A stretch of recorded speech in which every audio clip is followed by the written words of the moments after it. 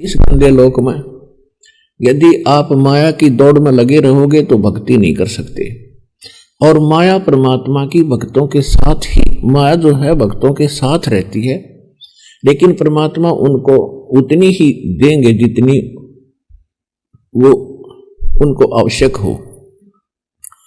अब कबीर साहब कहते माया दासी संत की उभय दे आशीष, और विलसी और लातों छड़ी सुमर सुमर जगदीश। आप माया को खोज रहे हो, माया के पीछे दौड़ रहे हो, ना जाने कितने पाप इकट्ठे करते हो।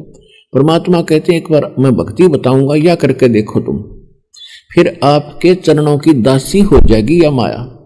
माया दासी संत की उभय दे आशीष, विलसी और लातों छड़ी, और सुमर सुमर जगदीश। आप परमात्मा के एक एक वचन पर विश्वास करके देखो, और इस मंत्रों का जाप करके देखो, और फिर देखना।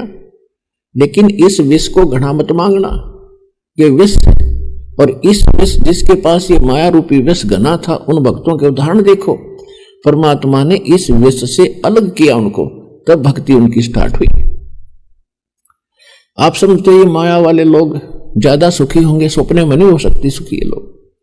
सुखी भक्ति करेगा वही होगा, चाहे माया वाला हो, चाहे निर्धन हो, संसारिक निर्धन, और चाहे राष्ट्रपति हो, चाहे आम राजा हो, वही सुखी होगा जो साथ में भगवान भी रखेगा, परमात्मा की भक्ति भी साथ करेगा। उसी को सुख थोड़ा बहुत यहां तभी हो सकता है। तो यहां परमात्मा हमें आकर याद दिलाते हैं, और अपना एक रिहर्सल करी दाता ने। एक झोपड़ी में रहे, कुटिया में, कच्ची द्वार बना के लीप ल्याप के ऊपर छान डाल ली, और सारा परिवार उस समय रहा करते। परमात्मा का स्वयं परिवार नहीं था, वैसे तो सारा संसार उसका परिवार है। उनका ना कोई पत्नी थी, नीरो नीमा आपको बताई दिया, उनको कमल के फूल पे मिले थे। वो उसके माता पिता मुंह बोले कहाए। एक लड़का एक लड़की, 2 बच्चे बालक 12-13 वर्ष की आयु के मुर्दे जिंदे किए थे भगवान ने, किसी की आग्रह पर, किसी की जिद पर। और सोचा ये था कि शायद ये इसी तरह मुझे भगवान मानकर मुझे पहचानने, लेकिन हमारी वो हृदय की वो आंखें फूट चुकी है, मोतिया बंद हो चुका है जिससे हम भगवान पहचाने। लेकिन सतलोक आश्रम बरवाला जिला हिसार हरियाणा में ये ऑपरेशन किया जाता है उस आंख का, जो आपकी खत्म हो चुकी है, और पुनः चेतन करी जाती है ताकि आप भगवान पहचान सको।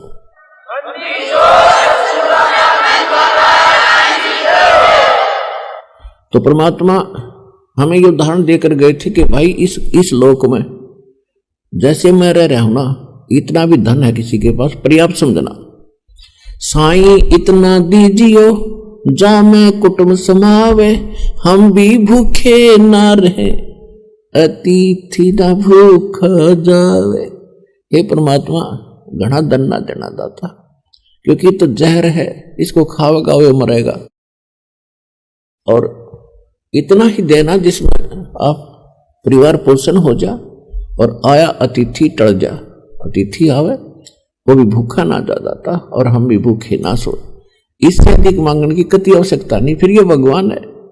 जैसे आपके घर कोई बच्चे आ गए, जन्म हो गया बेटा या बेटी का, अब वो बच्चे तो जब बोल भी नहीं सकते, वो चल भी नहीं सकते, अपने हाथ से कोई काम भी नहीं कर सकते, तो उस समय माता पिता को स्वयं चिंता रहती है, अब इसको दूध की आवश्यकता है, अब इसको गर्मी के कपड़ों की आवश्यकता है, इसको सर्दी के कपड़ों की आवश्यकता है। तो अपने आप समय पर उनको खूब वो देता है, देते रहते हैं और उसको सुरक्षित रखते हैं। ऐसे जब हम परमात्मा की शरण में आ गए तो हम उसके बच्चा बेटा बेटी हो गए। अब वो बालक थोड़ा ही है, उसको सब पता है इस बच्चे को किस चीज की आवश्यकता है, इस बेटी को किस चीज की आवश्यकता है, तो आगे रखेगा तरीका आपके। अभी तक हम इसके हुए नहीं थे, हम तो काल के पाले में बैठे थे, जो दुख दे सकता, सुख उसके पास है नहीं। तो अब दया हुई परमात्मा की आपके ऊपर, और बड़े सहज से अब तक इस ज्ञान को आपके भाई बहनों ने और इस दास ने मिलकर पहुंचाया है। ना काल के दूत जगह जगह बाधा कर रहे थे, ऐसे संघर्ष से गुजर कर ऊपर आए हैं। या दया परमात्मा की है, जीव के सत्र का यू काम नहीं है कि उसका ये ज्ञान ऋषि युग में प्रचार हो जाए, उसकी दया से हो रहा है।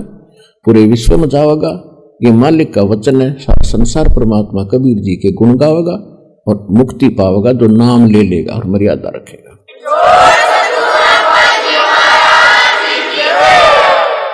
अब जो प्रसंग चल रहा है उसी पर आते हैं। इसी प्रकार परमात्मा प्रत्येक युग में आते हैं